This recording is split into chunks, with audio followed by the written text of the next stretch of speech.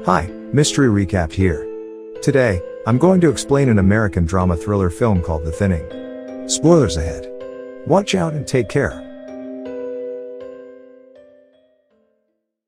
It is 2039, and the Earth has become overpopulated. The human race is on the verge of dying. The United Nations declares that all nations must annually cut their populations by 5%. Following those orders, the United States implements a rule called the thinning. In the thinning, the students must attend a standardized test every year. In the test, whoever fails is executed by injecting them with a drug. The movie starts as Lena Michaels is tutoring a high school kid named Simon. Simon seems to have a hard time solving the equations, so he asks Lena for something. She takes out a box of lenses and hands it to him. As soon as Simon wears them, he is able to solve all the math problems. Elsewhere, we are introduced to Edward Blake Redding, the son of Texas Governor Dean Redding. He sneaks out of his house at night and meets his girlfriend, Ellie Harper, in his car. Blake starts talking about the test they have the next day. Ellie is very nervous about it, but Blake assures her that she will pass. Just then, Blake's father's guard finds them and brings Blake back to Dean's office. Dean is disappointed in Blake for sneaking out the night before such an important test. He thinks that Ellie is a distraction for Blake.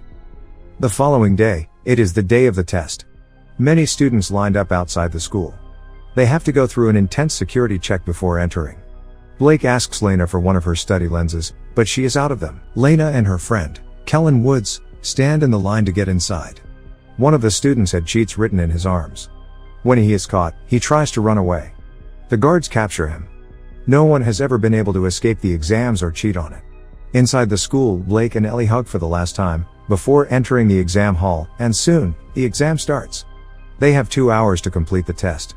Everyone starts solving the problems on their tablets. Lena solves all of them without any problem and is the first to complete it. Her friend, Kellen, seems to be struggling. When the exam is over, they immediately get the results. The teacher in the class is calling several names who failed the exam. Students are anxious, hoping this will be over soon. Those who fail are taken by the guards. They cry, resist the guards, and some even try to run away. The guard would beat up those students who resist. Luckily, Lena, Kellen, and Blake pass. However, at the last moment, Blake's girlfriend, Ellie, is called by the teacher, so the guards take her away. He quickly calls his father and asks him to help Ellie. However, his father doesn't agree, saying that the law is the same for everyone. Frustrated, he runs to save her himself. He attacks the guards and asks Ellie to run away, but to no avail. No one would be able to escape. Blake keeps trying to help Ellie, but there is nothing else he could do. It is now a year later, and 24 hours before the thinning test starts. It is Lena's little sister Corinne's very first thinning test. The doorbell rings. It is Lena's teacher, Ms. Birch, who has been taking care of Lena and Corinne like her own children since their mother's death. She tries to calm Lena down, because tomorrow is Corinne's first test and Lena worries about her sister, but she assures them that everything will be fine. Meanwhile, Blake records a video in his room. He intends to write all wrong answers in the test to teach his father a lesson. Cut to the day of the test. Lena drops Corinne to her kindergarten. In Corinne's class, they are presented with a video animation showing the current state of the Earth, so all nations must annually cut their populations by 5%. Some countries implemented rules like allowing couples to have only one child, while others executed the older generation. In America, however, the government decided to keep only the smartest ones and execute the others. These children are no exception. The children's test then starts. Their teacher is saddened because some of the children are going to be executed. Thankfully, Corinne passes the test. Lena and Kellen enter the school for their test as well. The test starts and finishes in no time. Meanwhile, Governor Dean finds Blake's recording and is agitated. He calls the test manager, Mason King, and orders him to pass Blake regardless of his score. Mason switches his score with Lena, making Lena fail. The test results are in, but to everyone's surprise, Lena's name is called too. She has failed the test. Ms. Birch stops the guard as they take her, claiming that she is her best student and there must be something wrong with the system. However, the results are final and cannot be changed. She hands Lena a key card so she can unlock the doors and escape. Blake is surprised to not have failed. The students who pass arrive at a school party to celebrate their results. Elsewhere, Dean is giving a speech as the governor, to declare his presidency for the President of the United States. He boasts about their education system. As a result of their system, they manage to be the best in education among 196 countries. The crime rate is decreasing by 26%. Blake listens to his father's speech while at the party, then sneaks out of it. He sneaks into the hallway and beats one of the guards. He then goes into the control room. Meanwhile, Lena and the students who have failed are taken into a room and put against a wall.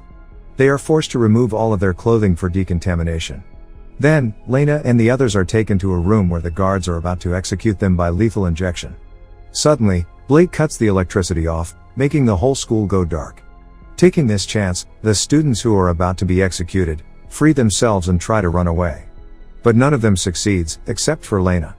She uses the keycard her teacher had given her, and gets out of the room. Soon after, Mason comes to the room and asks for a head count. They find out that Lena is missing, and start looking for her. Blake finds Lena and helps her fighting one of the guards. While talking, they realize that something was done to Blake and Lena's results. They both enter into a vent and hide. They follow the network cables to go to the server room where they can look at the results through the computer. Meanwhile, the school is still in complete lockdown due to the power failure. The news gets outside and is being broadcasted all over the state. The parents outside are getting concerned. Governor Dean calls Mason to ask him about the situation. Meanwhile, the vents below Blake breaks, making him fall into the swimming pool below. Lena jumps after him. She brings him out of the water, but he is not breathing. Lena gives him CPR and somehow manages to save him. Blake and Lena change to some clothes they find in the pool's lockers. They then continue to go through the vents and reach the server room, but a guard stands in front of the door. Moreover, Lena's keycard falls down the vent in front of the guard. He doesn't notice the card, but now she has to get it back somehow. Her plan is to go to the science lab and join a string with a magnet to fish the key through the vent, so they head down to the lab to retrieve the equipment needed. However, in the lab, they make a slight noise causing the guard to approach the lab. They quickly try to escape. Lena manages to get back to the vents, but Blake is stuck hiding in the lab. Lena moves through it to fish the keys. She successfully manages to get it up halfway, when suddenly, a guard catches it. But it turns out that it is Blake disguising as the guard. He had beaten the guard and put his clothes on. Shortly, the guard the two of them had attacked earlier tells Mason about them. He reveals that Lena had a keycard with her. Mason gathers all the teachers together, suspecting that someone has given it to their students. When Ms. Birch is in the room with other teachers, she flirts with another teacher and manages to take his keycard. Mason continues checking the teachers for their keycards and ID cards. Birch saves herself by showing them the card. Since the other teacher doesn't have his, Mason threatens him to tell them where Lena is. However, he insists he doesn't know anything as Mason beats him. Lena finally gets to the server room. She opens the computer using the key card, but Mason has it protected with a password. She then texts Kellen, who is good at hacking, to provide her with the access. After some time, Kellen receives Lena's text. He helps her to get through Mason's computer. Lena then searches for her results and finds out she got 98% but still failed, while Blake got 15% and passed. She does more research and finds out that Ellie too had gotten 88% and failed, while others who had less marks than her passed. Lena realizes that the grading system is rigged, and the governor has been failing whoever he wishes to. Lena sends a file with the rigged grades to Kellen. But soon, the power is back on, and Mason sees that she is in the server room. Lena realizes this and runs out. However, Mason catches her almost immediately. Blake, on the other hand, is still in disguise. He is with the students who have failed. He orders the guard to take them to the recreational hall with the other students. But the guard refuses, so they get into a fight. The guards restrain him and find out his identity. Just then, Kellen receives Lena's message and is surprised to see the rigged results. Kellen is friends with a news anchor, so he quickly emails it to the news channel. The reports broadcast the news showing the receipts of the altercation and the results. After the photos are leaked, the governor is called by his party head, who threatens to take his presidential candidacy back. Unwilling to let that happen, Dean Redding throws all the accusations at Mason, and pretends that he is innocent. He tries to prove this, so he has no choice but to execute all of those who actually failed, including his own son, Blake. At the school, Mason and the guards take Lena to the thinning room to execute her and the others.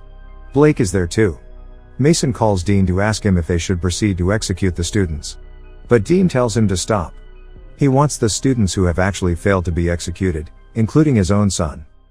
The guards free Lena and other students who have actually passed the test. Lena kisses Blake, but the guards take him and the rest who have failed. They execute them by injecting them with a drug. As the lockdown ends, Lena is reunited with her younger sister, Corinne, and Miss Birch. Cut to a few hours later, we see the bodies of the executed students being taken underground in an elevator. The students start to move, revealing that the drug they were injected to be a sleeping drug. They stop when they reach a factory-like place.